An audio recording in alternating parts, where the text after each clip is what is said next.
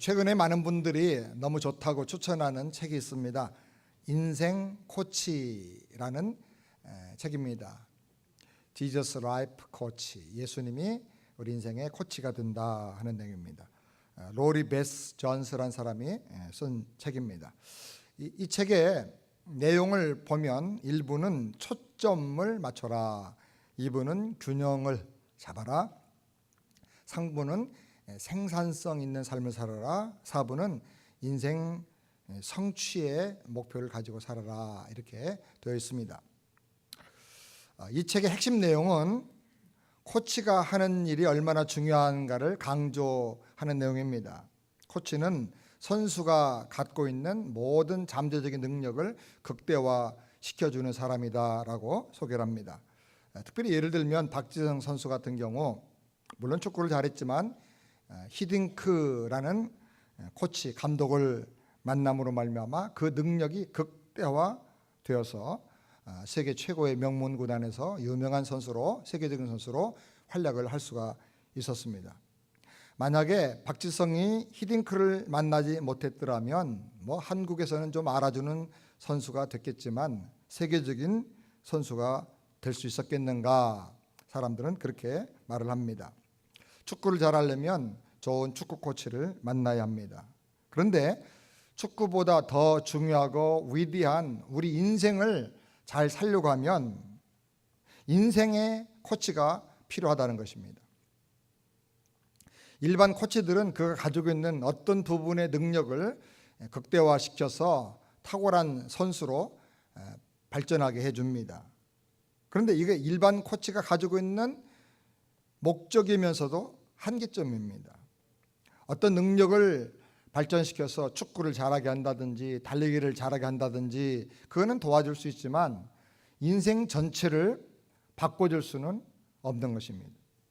그런데 예수님께서는 단순한 능력을 극대화시켜주는 일반적인 코치가 아니라 그 사람의 인생을, 한 사람 한 사람의 성품을, 그 사람의 영혼을 변화시켜서 이 땅에서 살 뿐 아니라 영원토록 그 사람을 행복한 존재로, 귀한 존재로 바꾸어 주신다고 하는 사실입니다. 예수님을 만남으로 인생이 변화된 사람이 많은데 그 중에 한 사람이 바로 베드로입니다. 베드로는 완전한 인생의 코치가 되시는 예수님을 만남으로 말미암아 그 인생이 놀라운 사람으로, 상상도 할 수 없는 위대한 사람으로 변화가 되었습니다. 베드로처럼 오늘 말씀 듣는 우리 모든 우리 새안의 성도님들이 다 예수님을 만남으로 말미암아 여러분의 남은 생애가 변화되기를 주님의 이름으로 축원합니다. 오늘 성경을 보면 베드로는 어부였지만 밤새도록 그물을 던졌음에도 불구하고 잡은 게 없다고 고백할 수밖에 없는 실패자였다라고 성경이 소개를 합니다. 그런데 주님은 이런 실패자 베드로를 만나서 놀라운 하나님의 사람으로 변화시켜 주셨습니다.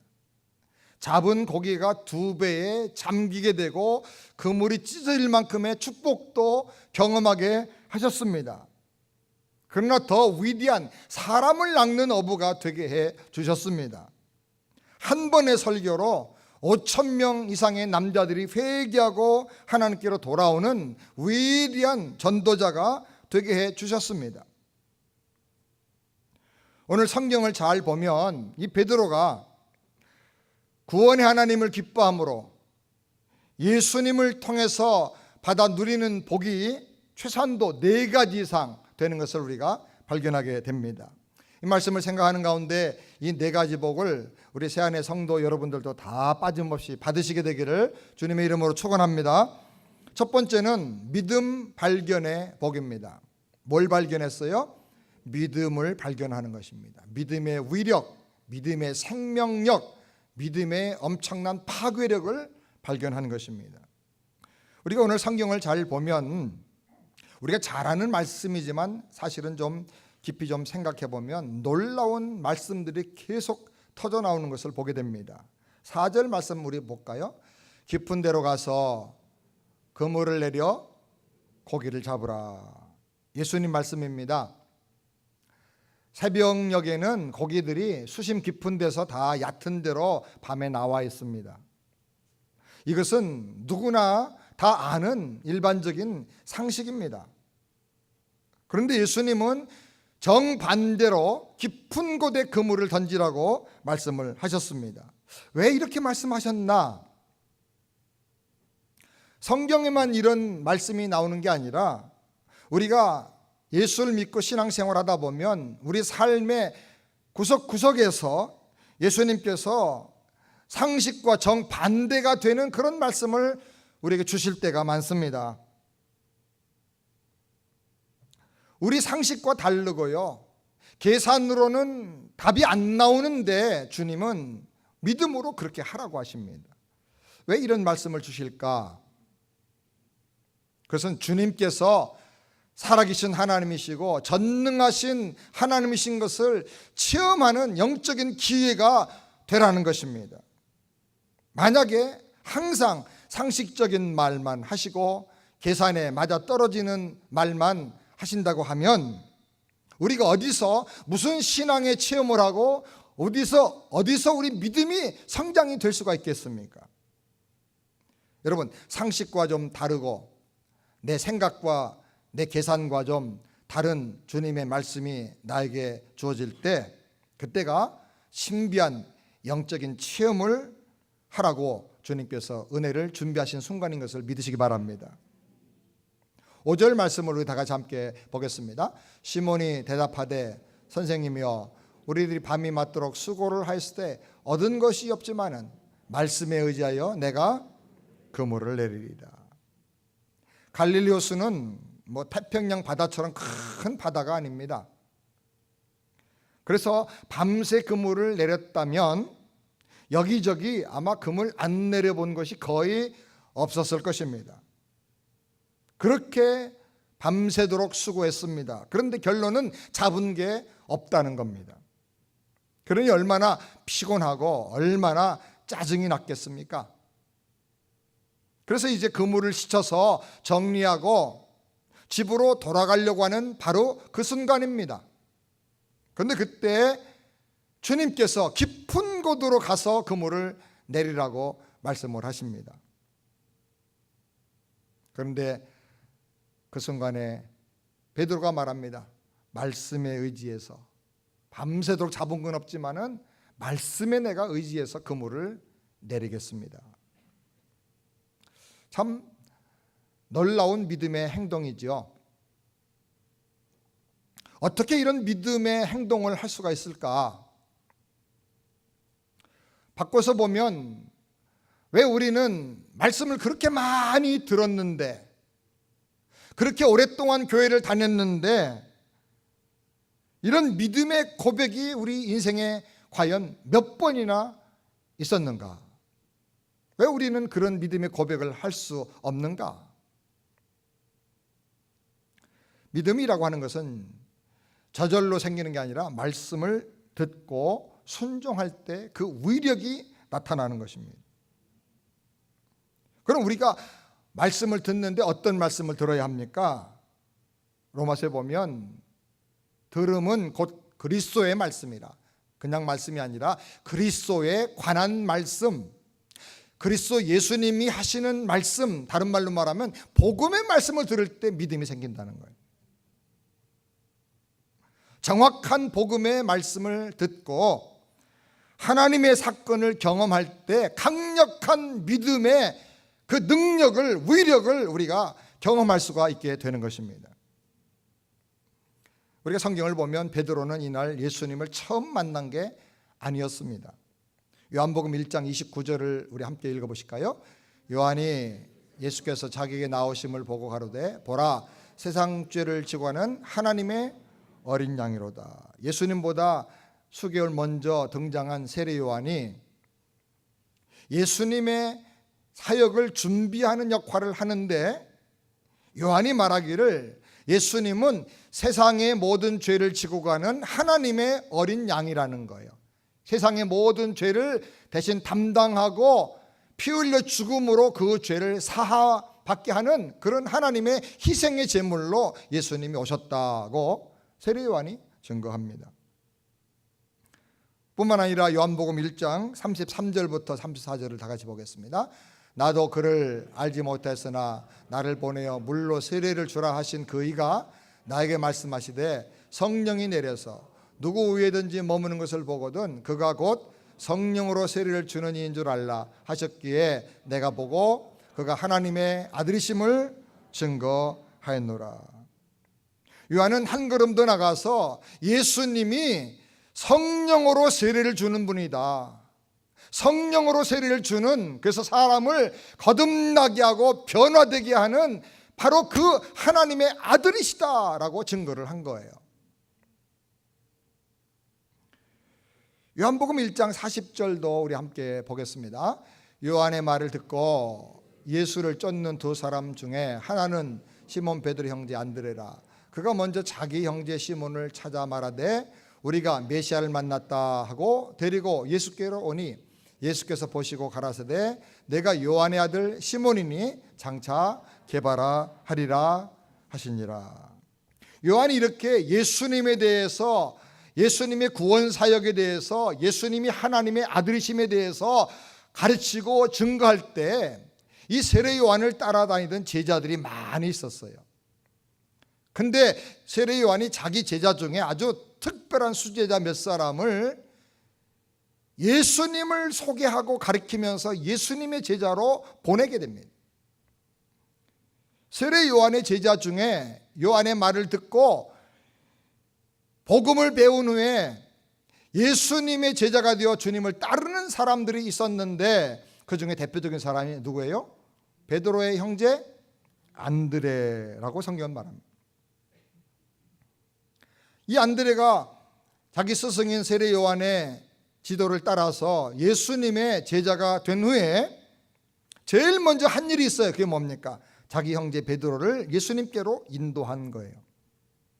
내가 메시아를 만났다, 메시아가 오셨다, 그러면서 베드로를 인도했어요. 그래서 베드로가 이 안드레의 인도를 따라서 얼마 동안 예수님을 따라다니면서 그 말씀을 듣게 된 것입니다. 믿음이라고 하는 것은 이렇게 말씀을 어떤 계기로든 간에 이렇게 들을 때, 그리스도의 말씀을 들을 때 그 속에 믿음이 꿈틀대면서 생기고 자라기 시작하게 되는 것입니다. 예수님께서 하나님의 어린 양으로 오셔서 우리 모든 죄를 담당하고 희생제물로 죽으실 것이라고 하는 이 복음의 사실, 예수님은 우리를 구원하시되 성령을 우리에게 부어주심으로 우리를 변화시켜서 거듭나게 하셔서 우리를 구원하신다고 하는 사실, 예수님은 사람으로 이 땅에 오셨지만 그러나 그분은 하나님의 아들이라고 하는 사실, 이 복음의 아주 핵심적인 내용을 들을 때 믿음이 생겨나게 되는 것입니다. 사랑하는 여러분, 그래서 우리가 이 말씀을 깊이 들어야 됩니다. 말씀을 깊이 배우고 연구를 해야 됩니다. 그리고 말씀대로 한 걸음 한 걸음 이렇게 순종을 해야 되는, 그럴 때 믿음이 살아 역사하는 것을 우리가 경험하게 되는 것입니다. 6절 말씀을 우리 함께 다 같이 보겠습니다. 그리한즉 고기를 내온 것이 심히 많아 그물이 찢어지는지라. 평생 어부로 살았지만 고기 잡은 게 너무 많아서 그물이 툭툭툭 터져나가고 찢어지는 것을 누가 경험을 해봤겠습니까?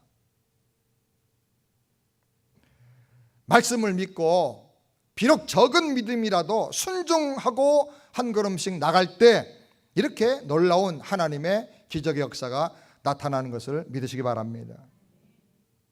사랑하는 우리 새안의 성도님들도 말씀을 듣기만 하지 말고 하나님이 나에게 내 마음에 영으로 주시는 말씀이 있다면 그걸 붙잡고 이해가 되든 이해가 되지 않든 간에, 계산이 맞든 계산에 맞지 않든 간에 그 말씀들 한번 순종해 보시길 바랍니다. 그래서 하나님이 개입하시는 이 사건, 하나님 사건을 우리가 경험을 해야 되는 것입니다. 우리가 잘 아는 미국의 위대한 지도자 아브라함 링컨이 있습니다.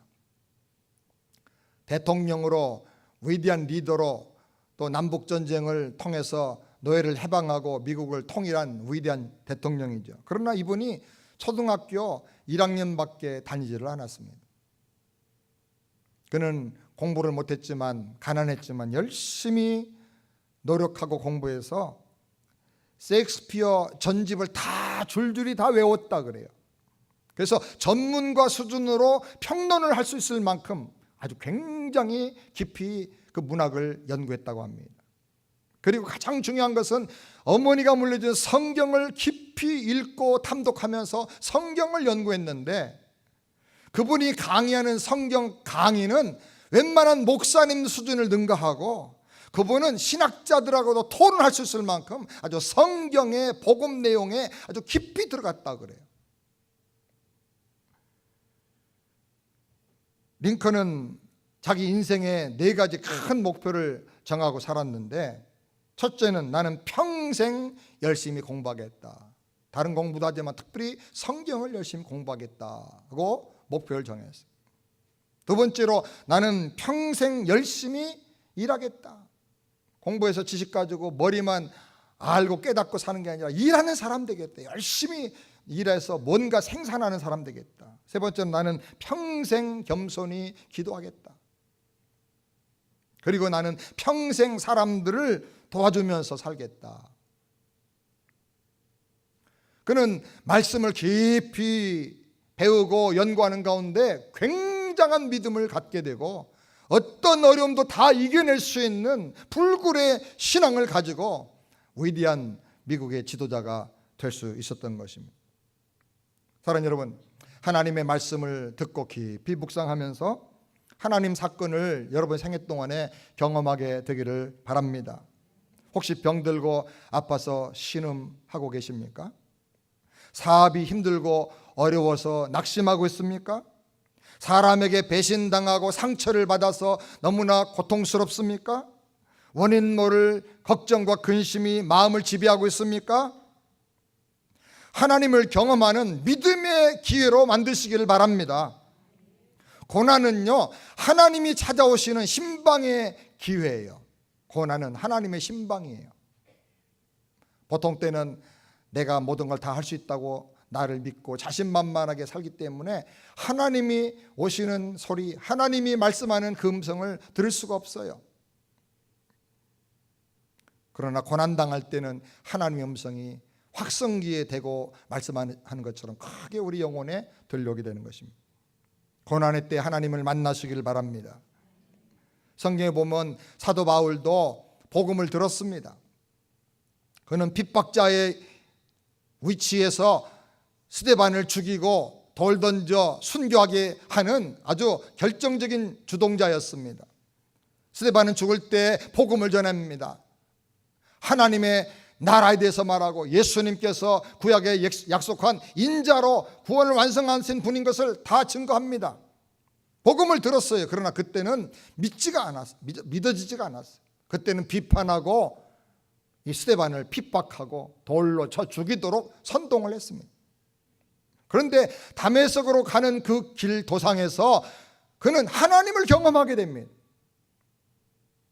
그러자 그때 들었던 복음이 살아서 역사하기 시작하는 것입니다. 아, 그 복음이 이거구나. 그 말씀이 바로 이거구나. 하나님이 살아계시구나. 말씀대로 복음대로 된 거구나. 말씀만 있어서는 안 되고요, 말씀과 하나님 경험하는 사건이 함께 만나게 될 때 엄청난 믿음의 역사를 우리가 경험하게 되는 것입니다. 사랑하는 여러분, 복음의 말씀을 붙드시길 바랍니다. 그리고 여러분의 생애 구석구석에서 하나님 사건을 경험하면서 위대한 믿음을 갖게 되기를 주님의 이름으로 축원합니다. 그 다음에 두 번째로 자기 발견의 복을 우리도 누려야 되겠습니다. 하나님 사건의 핵심적인 축복은 자기를 발견하고 내 죄를 회개하고 돌이키는 것입니다. 8절 말씀을 우리 다 같이 함께 읽겠습니다. 주여 나를 떠나소서 나는 죄인이로소이다. 베드로는 무릎을 꿇었습니다. 이때 베드로의 나이가 30쯤 되었을 것으로 봅니다. 30이면 한참 자신만만하고 혈기왕성해서 미안하다 소리 잘 안 하고 다른 사람에게 무릎 잘 안 꿇는 나이입니다. 그는 어부입니다. 어부 뱃사람은 보통 사람보다 얼마나 강한 근성과 기질을 갖고 있는지 모릅니다. 누구에게 쉽게 미안하다는 말을 안 합니다. 또 그 당시에 호숫가에는 예수님을 따라다니며 그 말씀 들었던 수많은 사람들이 있었습니다. 보는 눈이 많아요. 체면이 구겨지고 쪽팔려가지고 쉽게 무릎 꿇을 수가 없는 것입니다. 그런데 그가 무릎을 꿇었습니다. 이건 진정한 회개의 표시입니다. 사랑하는 여러분, 한번 돌아보십시다. 여러분은 그냥 교회는 다니시지만 정말로 예수님 앞에 무릎 꿇고 진정한 회개의 눈물을 흘려본 적이 있습니까? 회개 없는 믿음은 가짜예요. 회개하라 천국이 가까웠느니라 말씀하셨어요. 회개 없는 천국이 없고요, 회개 없는 구원도 없는 거예요. 가슴 찢어지도록 자기 죄를 슬퍼해 본 적 있으십니까? 머리를 쥐어짜듯이 죄를 후회하고 주님 앞에 마음을 열고 고백하고 자백해 본 그런 경험이 있습니까? 죄가 미워지고 그 죄 때문에 괴로워서 몸부림쳐 본 적이 있습니까? 만약에 무릎 꿇는 진정한 회개와 죄를 후회하고 슬퍼하고 미워하는 이런 회개의 경험, 죄에서 하나님과 등지고 살던 삶에서 돌이키는 이 회개의 경험이 없다면 어떻게 그 사람이 하나님의 자녀로 거듭났다고 말할 수가 있겠습니까? 거듭나려고 하면 내가 옛사람이 죽어지고 하나님의 사람으로 새로 태어나야 되는데, 옛날의 죄를 똑같이 즐기고 옛날의 사고방식 그대로 똑같이 가지고 있으면서 옛날에 살던 행동과 똑같은 행동을 하면서 어떻게 거듭났다고 말할 수가 있겠습니까? 오늘날 교회는 신자라고 말하지만 회개 없이 신자라고 말하는 가짜 믿음의 사람들이 너무나 많아요. 구원의 확신, 교회 다니면 저절로 생기는 거 아닙니다. 정말 옛사람이 죽어지고 회개와 함께 옛사람이 부정되어지고 예수님이 내 안에 오심으로 완전히 새로운 생명, 예수님의 생명이 내 안에 시작이 돼야 그것이 거듭난 사람이고 구원받은 사람인 것입니다. 아멘입니까? 구원의 확신이 굉장히 중요합니다. 성경이 그렇게 말씀하기 때문에 너희가 영생 얻은 것을 알게 하기 위해서 내가 성경을 기록했다. 그래서 성경이 말하고 있어요. 영생의 확신을 가져야 돼요. 그러나 그 확신이 자기 기만이 돼서는 안 돼요.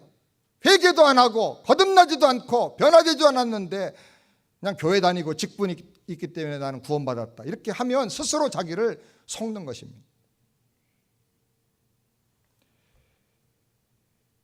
그럼 우리가 어떻게 하면 내 죄를 발견하고 나 자신의 모습을 발견할 수 있을까요?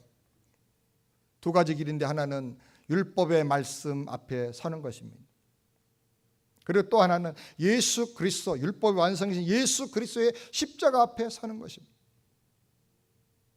인간의 진정한 자기 발견은 우리 영혼이 예수님 앞에 설 때에 발견이 되는 것입니다.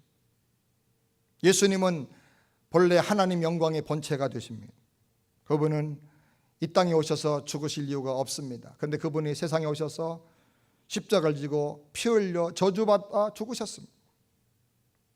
왜 죽으셨습니까? 그분의 잘못 때문이 아닙니다. 그분이 능력 없어서가 아닙니다. 어떤 사고로 죽은 것도 아닙니다. 바로 내 죄를 담당하기 위해서 십자가에서 죄 없으신 하나님의 아들이 매달려 죽으신 것입니다. 성경은 말합니다. 이사야 53장 6절 다 같이 함께 읽겠습니다.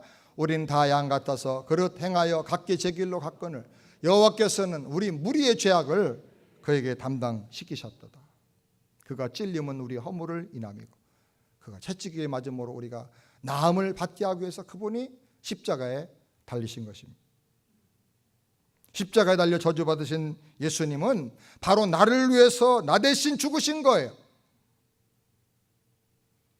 그러므로 예수의 십자가를 바라볼 때 하나님의 아들을 죽게 만든 내 죄가 거기 있는 거예요.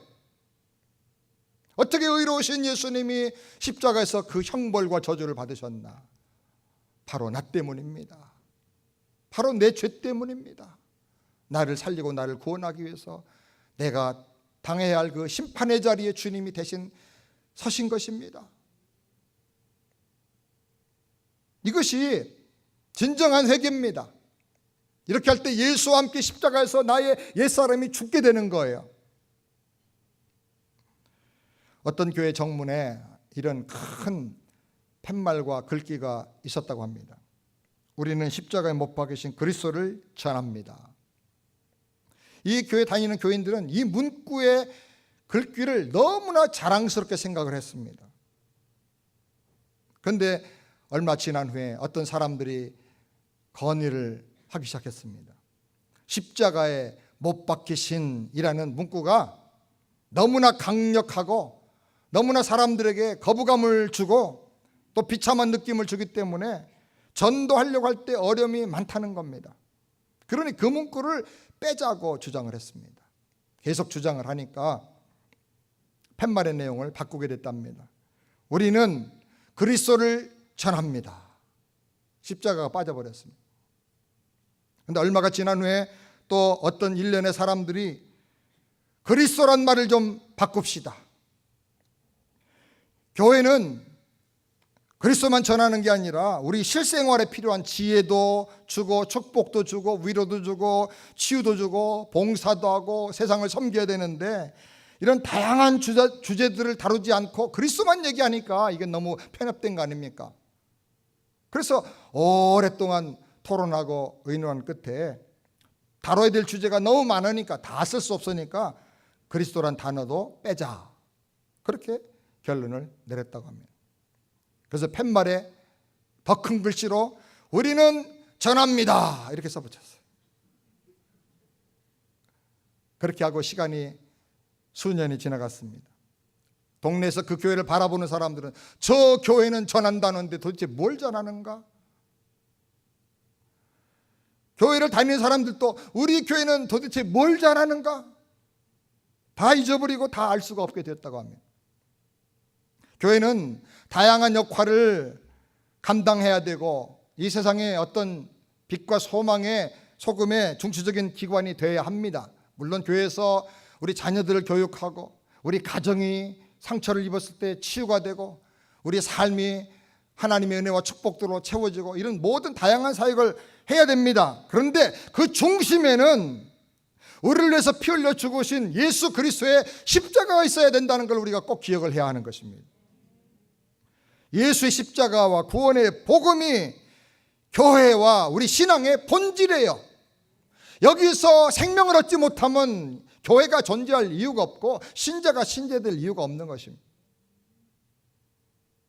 십자가 때문에 나를 발견하고 회개하고 변화되고 새로운 사람으로 우리가 거듭나게 되는 것입니다.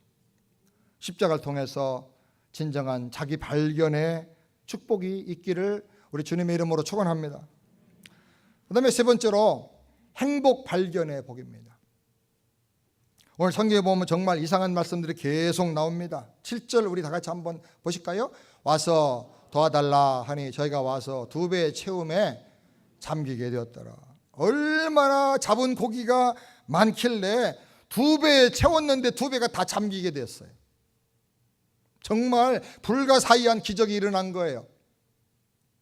여러분의 생애도 한번 이런 기적이 일어나기를 진심으로 축원합니다. 믿음으로 사는 사람의 인생에는 말로 설명할 수 없는 이런 하나님의 기적이 나타나게 되어 있어요. 그런데 그 기적보다 더 놀라운 일이 일어났습니다. 8절 다 같이 함께 보겠습니다. 시몬 베드로가 예수의 무릎 앞에 엎드려 가로되 주여 나를 떠나소서 나는 죄인으로소이다. 이게 정말 놀랄 말을 지금 하고 있는 거예요. 그물이 찢을 정도로 고기가 많이 잡혔고 2배 잠길 정도로 엄청난 물질의 복을 받았습니다. 그렇다면 어떤 반응을 보이는 게 일반적인 사람의 행동일까요? 기뻐 소리를 지르고 감사하고 계속 이런 복을 더 많이 받게 해달라고 예수님을 따라다니면서 간구해야 그게 정상이 아니겠습니까? 그런데 베드로는 무릎을 꿇었어요. 예수님 앞에 두려움과 존경심을 가지고 경배하며 고백하기를 주여 나를 떠나소서 나는 죄인입니다. 이렇게 물질의 복을 엄청나게 받았다면 죄가 있든 말든 지난날 어떻게 살아왔든 간에 계속 더 많은 물질의 복을 받게 해달라고 매달려야 되지 않겠어요? 이게 보통 사람의 마음이 아니겠어요? 그런데 정말 이상한 일이 일어난 거예요. 그 정도가 아니라 더 놀라운 일이 일어납니다. 11절 다 같이 함께 보겠습니다. 저희가 베드로를 욕지에 대고 모든 것을 버려두고 예수를 쫓으니라. 정말 충격적인 장면이 전개되고 있는 것입니다. 물질의 복을 그물이 찢어질 만큼 2배가 잠길 만큼 받았는데 그게 전부가 아니라는 거예요. 그 모든 것을 다 버려두고 예수를 따랐다는 거예요. 이 세상의 모든 물질보다 더 놀라운, 더 행복한 가치, 절대 가치이신 예수님을 발견하게 됐다는 거예요. 나를 떠나십시오. 제가 죄인입니다. 자기를 발견하고 회개하는 그 복, 그리고 배와 그물을 버려두고 예수를 전격적으로 따르기로 결단하는 그 복, 이 세상의 그 무엇과도 예수님은 바꿀 수가 없는 그런 분이다 하는 것을 발견한 복입니다. 이것이 신앙의 핵심이고 예수 믿고 구원받고 변화된 사람의 삶의 본질적인 특성이라는 거죠. 이런 말씀을 놓고 보면 우리나 한국교회는 한참 잘못 가고 있는 거죠. 예수 믿고 들어와도 복을 받고 나가도 복을 받고 그물이 찢어지는 복을 받고 2배 잠기는 복을 받게 해달라고는 우리가 얼마나 많이 기도했습니까? 그래서 한국교회가 복을 많이 받았어요. 물질이 얼마나 많은지 몰라요. 초대교회 베드로는 은과 금은 내게 없거니와 내게 있는 것을 내게 주노니 곧 나사렛 예수 이름으로 일어나 걸으라 그랬는데 요즘은 내게 있는 것으로 내게 주노니 은과 금으로 일어나 걸으라. 예수는 없어. 예수는. 한국교회와 우리는 2배 잠기는 복을 받는 단계에서 그냥 끝나버리고 만 거예요. 더 복된 단계, 더 행복한 극치의 축복의 단계, 예수로 충만해지는 그 단계로 나가질 못하는 거예요. 우리가 너무나 잘 아는 말씀이기 때문에 쉽게 대충 읽고 그냥 지나갑니다만 너무나 이건 심각한 문제입니다. 사랑하는 여러분, 제가 한번 물어보기를 원합니다. 여러분에게 예수님은 어떤 분이십니까? 외로울 때 와서 위로해 주시고, 사업이 힘들 때 와서 축복해 주시고, 병들었을 때 와서 고쳐주시고, 이 세상에 가장 좋은 것들로 채워주시는 좋으신 하나님입니까? 아니면 이 세상의 모든 것을 다 바꾸고라도, 다 희생하고라도 예수님만 사랑해야 될 이 세상의 그 어떤 것보다 가장 귀한 예수님이십니까? 만약에 예수 믿고 복 받는 데서 여러분의 신앙이 만약에 끝난다면, 그런 신앙을 가진 사람은 저 절에도 많고요, 저 무당을 찾아가는 사람한테도 너무나 많아. 그게 예수님이 우리를 구원하신 목적이 아닌 거예요. 진정한 행복, 그 행복의 극치가 되시는 예수를 발견하는 은혜가 있기를 주님의 이름으로 축원합니다. 마지막 4번째로 비전 발견의 복입니다. 10절 말씀을 다 같이 함께 읽겠습니다. 이제 후로는 내가 사람을 취하리라. 예수 믿어서 물질의 복을 많이 받는 것도 귀한 일이고, 어부 베드로의 사업이 번창하는 복을 받게 된 것도 감사한 일이지만, 주님 말씀하기를 그게 내가 너를 불러서 축복하는 그 축복의 핵심이 아니다. 이제 내가는 앞으로 사람을 얻는 사람이 되어야 된다. 사람을 살리고, 사람을 구원하고, 사람을 고쳐서 회복시켜주고, 사람을 치유하고, 내게 있는 것으로 베풀어주고 섬기고 나누면서 그 사람을 하나님의 사람으로 세워주는 이 사람 낚는 어부가 되라는 것입니다. 사람 얻는 인생을 살라는 것입니다. 사랑하는 여러분, 이 주님의 주시는 비전을 베드로가 발견하고 즉시로 결단하고 주님을 따라 나섰다고 합니다. 사랑하는 여러분, 소유보다 더 귀한 복, 자기 존재를 발견하는 복 꼭 누리시길 바랍니다. 그래서 누구보다 깊이 진정성을 가지고 회개하고 변화되길 바랍니다. 그리고 내 인생을 다 바치고 내 모든 소유를 다 드려도 내 주님과는 바꿀 수 없다고, 주 예수보다 더 귀한 분 없다고, 그분에게 나의 생명이 있고 위로가 있고 사랑이 있고 소망이 있고 능력이 있고 기쁨이 있다고 주님께 집중하고 주님께 헌신하고 나가는 그런 은혜가 있기를 바랍니다. 11절 말씀 마지막 우리의 말씀으로 붙잡기를 원합니다. 다 같이 함께 읽겠습니다. 저희가 배들을 육지에 대고 모든 것을 버려두고 예수를 쫓으니라. 확실하게 이 저희 속에 여러분이 들어가길 바랍니다.